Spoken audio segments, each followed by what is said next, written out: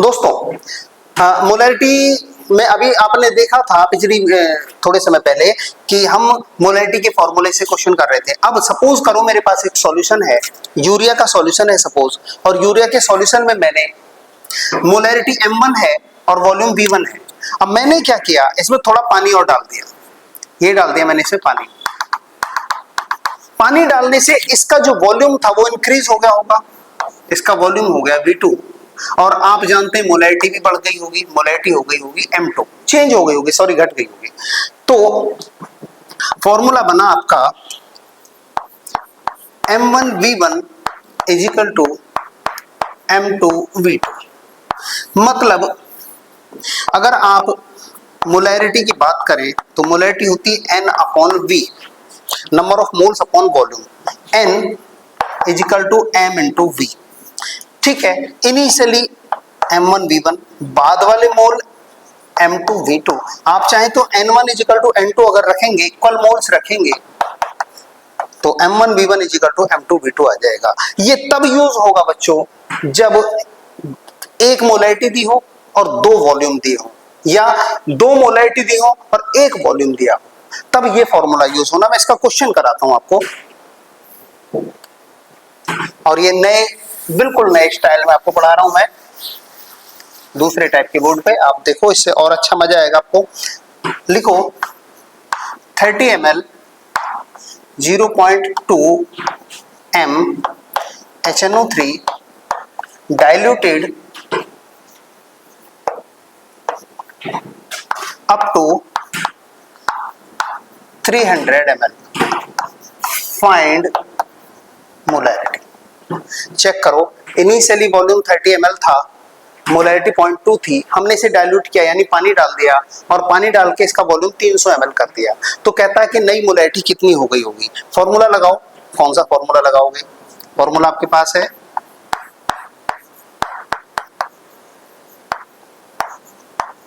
ये M1 initially molarity 0.2, initially volume 30, finally molarity हमें निकालनी है, और वॉल्यूम फाइनली हमें दे रखा है 300।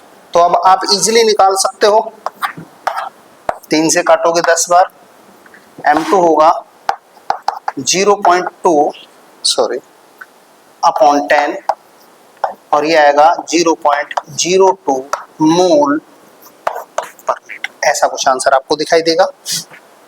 ठीक है, आया समझ में? तो मोलैरिटी वाला टॉपिक यहां खत्म होता है।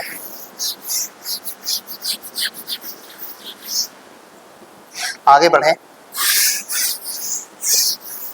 देखो, अगर मुझे क्वेश्चन चेंज कर दे दिया जाता है, क्वेश्चन चेंज किया जाता है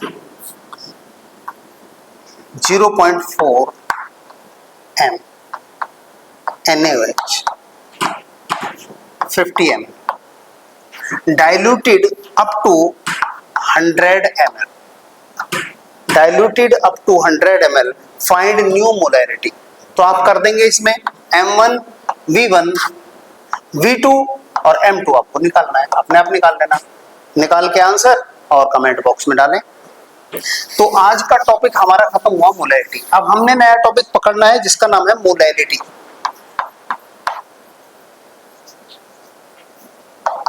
कौन सा टॉपिक लेना है? टॉपिक का नाम है मोलैरिटी।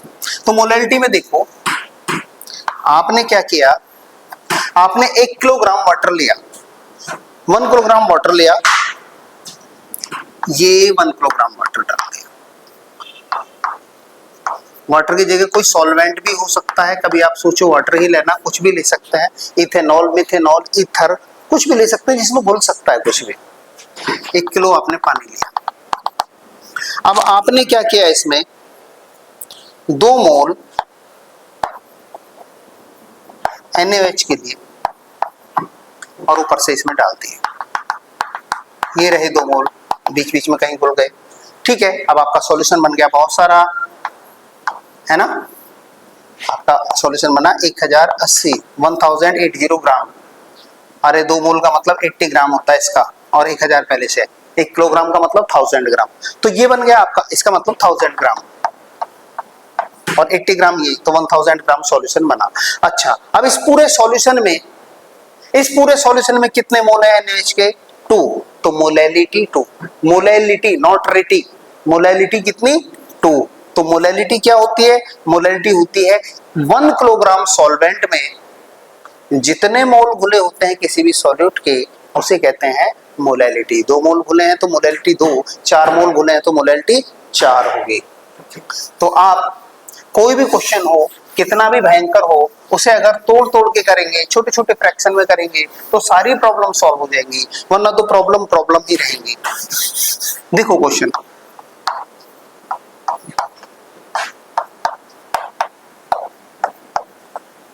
इन 100 ग्राम वाटर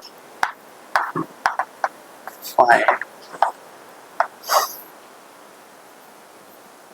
मोलैलिटी। देखो जी, फॉर्मूला देखो, मोलैलिटी स्मॉल m से रिप्रेजेंट की जाती है, number of moles upon mass of solvent W से रिप्रेजेंट कर रहा हूँ। किस में लेना है ये? किलोग्राम में। नंबर ऑफ मोल्स किसके? सॉल्यूट के। मास किसका? सॉल्वेंट का। मास किसका? सॉल्वेंट का। तो निकालता हूं मैं एक चीज करके, देखो n निकालता हूं, मास मोलर मास 1/20, ठीक है। अब मास ऑफ सॉल्वेंट निकालता हूं, सॉल्वेंट कितना, पानी कितना? 100 ग्राम में है तो किलोग्राम में बदल लो, 1/10, दिस अपॉन दिस, मोलैलिटी आ जाएगा।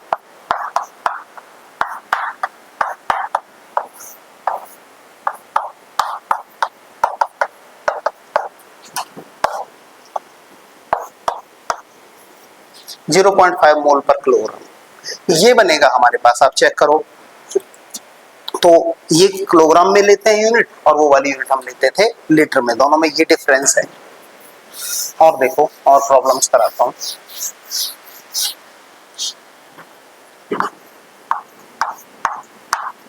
ट्वेंटी % ग्लूकोज, 18% ले लो बच्चों, ग्लूकोज बाई मास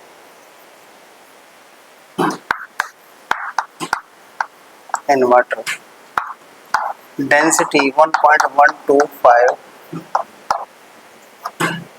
ग्राम पर मिलीलीटर, फाइंड मोलैलिटी। ठीक है, लो,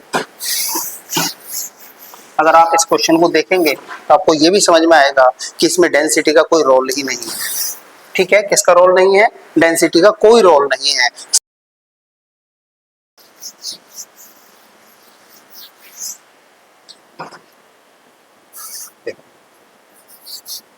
सबसे पहले मोल बनाओ। मोल होता है given mass upon molar mass. मैंने आपको कहा 18%। 18% का मतलब आपको पीछे से बताया था 18 gram glucose in 82 gram water, यही बनेगा।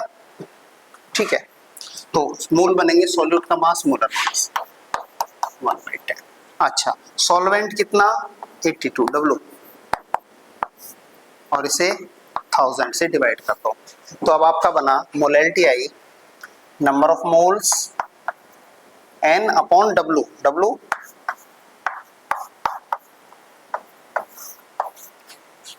तो बच्चों 1000 तो आप ऊपर ले गए, 82 10 के पास ले, एक जीरो तो उड़ाई दी इसने। 82 को 100 को 82 से करोगे 1 पॉइंट समथिंग आएगा, 1.2 1.3 इतना ही आएगा अप्रोक्स मोल पर केजी। आप कहोगे डेंसिटी का क्या यूज था? डेंसिटी का कोई यूज नहीं था। अगर मोलैरिटी निकालनी है तो डेंसिटी का यूज बनेगा। तो आपको मोलैरिटी मोलैलिटी दोनों समझ में आए होंगे, मेरे हिसाब से तो आगे होंगे, क्योंकि इतना टफ कॉन्सेप्ट नहीं है जितना आप सोच रहे हैं। लेकिन इसमें प्रॉब्लम्स ऐसे घुमा के देते हैं, find the concentration of HNO3 solution in mole per litre. तो मोल पर लीटर कहते ही समझ जाना मोलैरिटी निकलवा रहा है। Find the concentration of glucose in water in mole per kilogram, समझ जाओ मोलैलिटी निकलवा रहा है। तो यूनिट से पकड़ने पड़ेंगे क्वेश्चन। ठीक है, और रसायन ज्ञान पे बने रहिए, नई नई वीडियोस में डाल रहा हूँ। ठीक है, आप लोग, और मेरा इंस्टीट्यूट आपको पता है, डिस्कवरी ऑफ टैलेंट। ठीक है।